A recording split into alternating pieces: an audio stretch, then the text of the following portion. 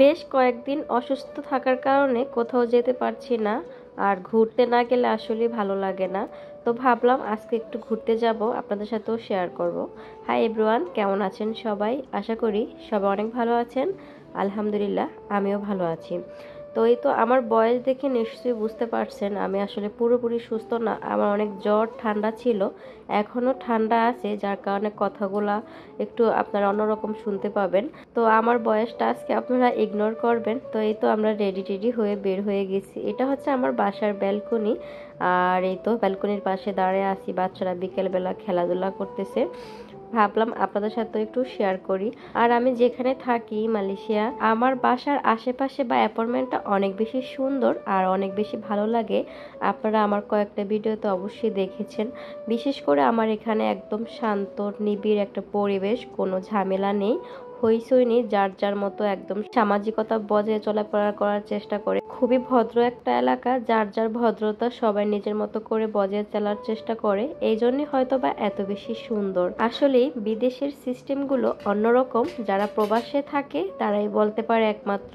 আর আজকে অনেকটা রোদ ছিল, আমার নাকে মুখে রোদ পড়তেছে, আপনারা দেখলে হয়তো বা বুঝতে পারবেন।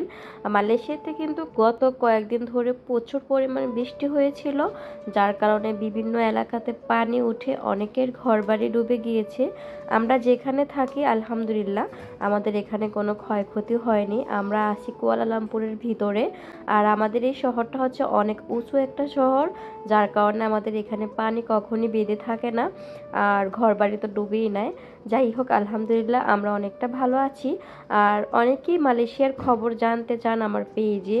আলহামদুলিল্লাহ এখন মোটামুটি ভালো আছে। আপনারা সবাই আমাদের জন্য দোয়া করবেন, এবং যারা প্রবাসে আছে মালয়েশিয়াতে আপনাদের আত্মীয় স্বজন সকলেই সকলের জন্য দোয়া করবেন। তাই তো বাসার নিচে চলে আসছি, এখন আমরা বাহিরে যাব একটু পরে। কত সুন্দর একটা ফুল ফুটে আছে দেখেন, মাশাআল্লাহ। আর এটাকে কি ফুল বলে আমি জানি না। এই ফুলটা দেখা যায় একটা ফলের মতন দেখাচ্ছি, ওই যে বাংলাদেশে ইয়া ফল আছে না, লটকনের মতো, কিন্তু আসলে এটা ফল ফল কিনা আমি জানি না, খায় কিনা, এটা ফুল গাছ। খাও খাওয়া যায় না।